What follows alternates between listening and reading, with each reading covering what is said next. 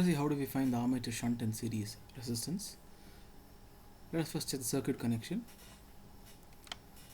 So this is the panel where one has to connect to find RA or RSC.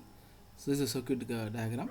So as we are aware, the armature, when you want to find the armature resistance, based on the nameplate details, one has to select the ammeter, and the voltmeter you can select between 0 to 50 or 0 to 30 volts.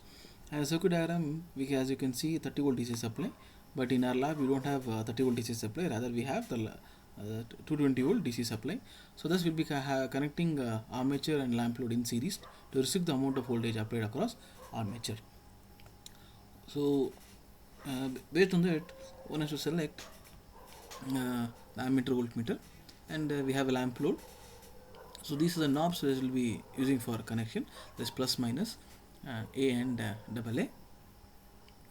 So from positive supply to positive of ammeter, and then negative of ammeter to one end of rheostat.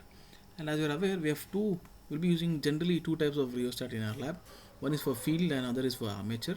And the value of field is 220 bar 2 amperes, and that for the armature is 14 bar 12 amperes.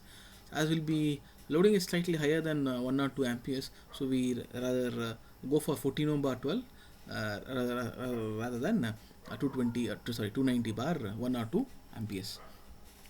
Then from other end of rheostat, which is not connected to armature, that is A, one end of armature, that is A, and from AA we'll be giving it to one end of load, and from the other end of load we'll be giving it to negative supply.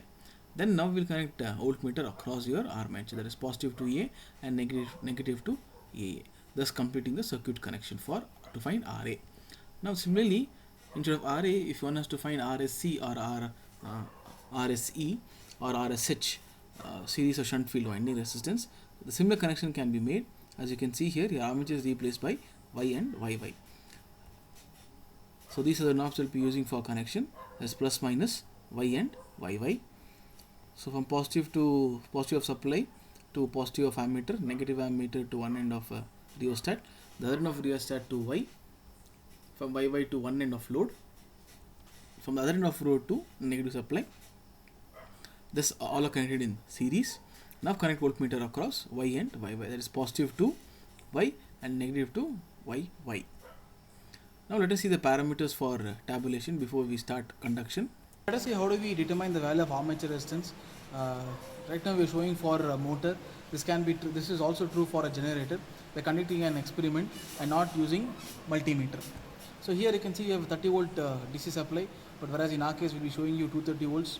And here to restrict the voltage, we are connecting a rheostat, 14 ohm rheostat in series, and we have a lamp load. So by varying a lamp load, we will note down what is the value of voltage, current, and then by Ohm's law we will find the value of armature resistance.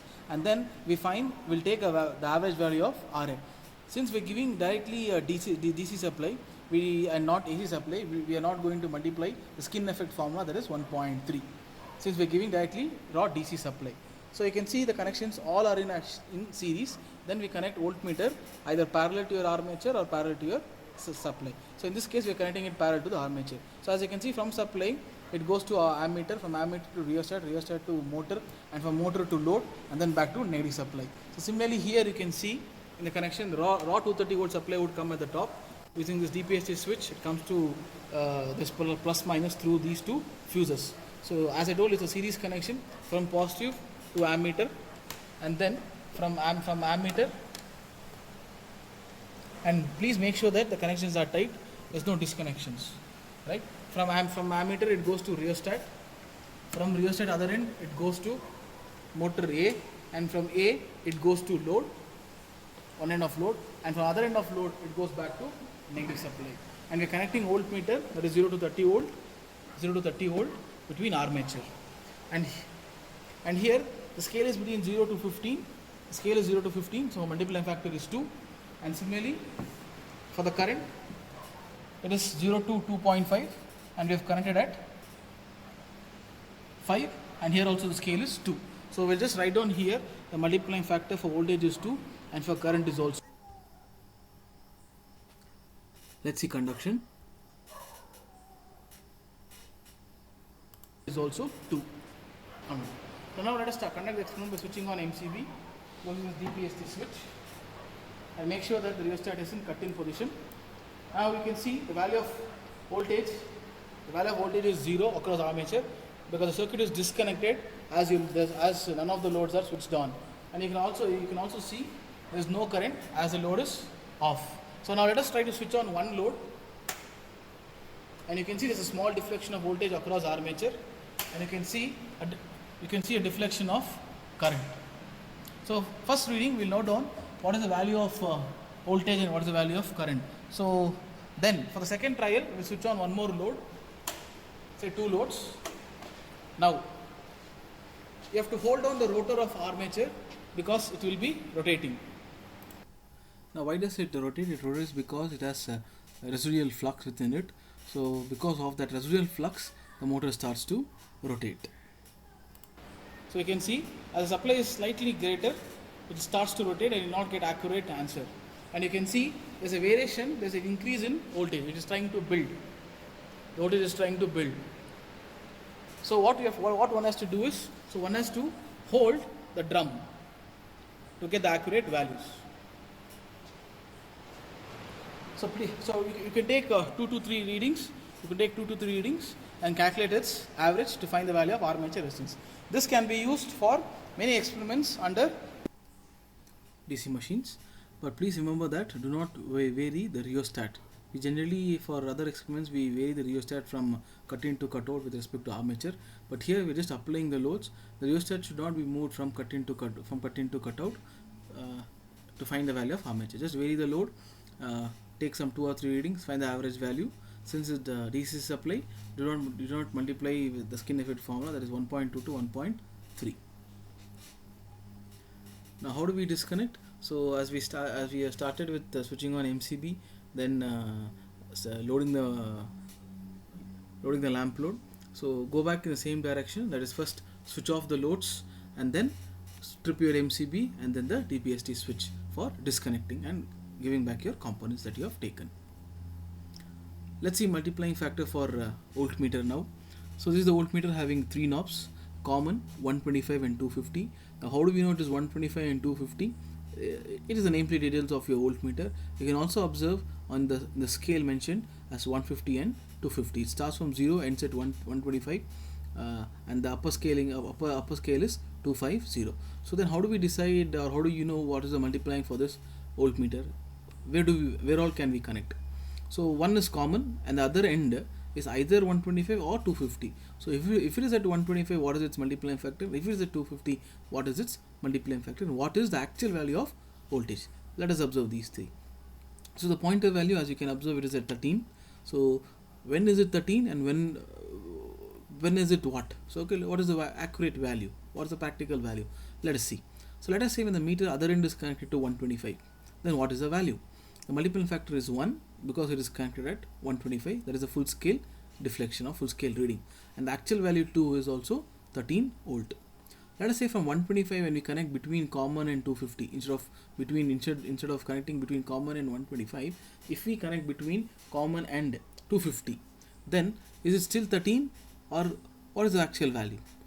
So when the meter is connected to the other end, that is 250 volts, we say the multiplying factor is 2.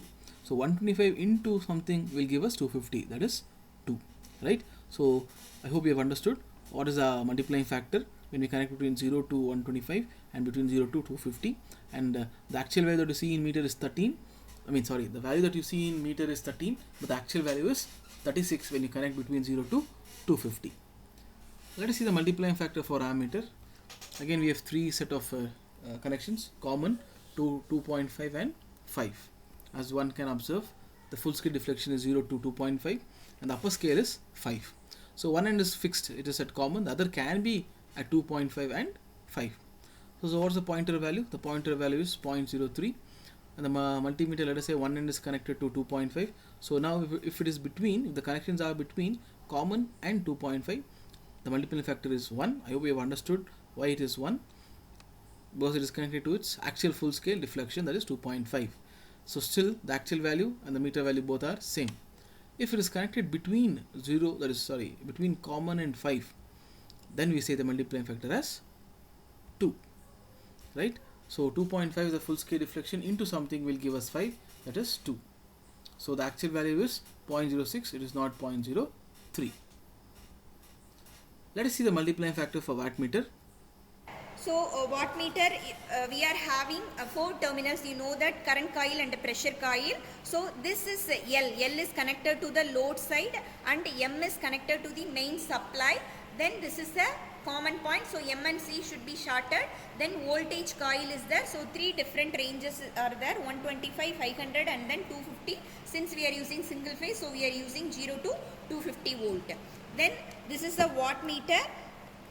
Here it is given, it is a LPF 1 to 2 ampere, 0 to 500 volt. So now we will see how to connect for which current rating we are going to use. So you can able to see here for the 2 ampere the current pressure coil 1 to 2, 1 to 2 connection should be given. So here we have shorted 1 to 2, 1 to 2. Now we have to calculate what is the multiplication factor for this wattmeter. So we know that the formula for multiplication factor is VA cos pi divided by full scale deflection. As we have seen already, voltage is 250, current is 2 and power factor as 0.2, and you can able to see the full scale deflection as 25. So you are substituting in the denominator and we can able to get the multiplication factor as 4. So meaning wattmeter reading should be multiplied by 4. And this is the ammeter and the ammeter is connected to 1 ampere. So here we have to multiply the current rating with 1. Then we have to we can able to see the voltage. So here it is connected to 250 volt. So you have to see here. So you have to multiply by 2, right? So you can see there we have 3 scales. One of the full scale deflection is 125 and the upper reading is 250 and then the last reading is 500. So 125 into something will give us 250 and 125 into something will give us 500. So accordingly you can calculate your multiplying factor. Thank you.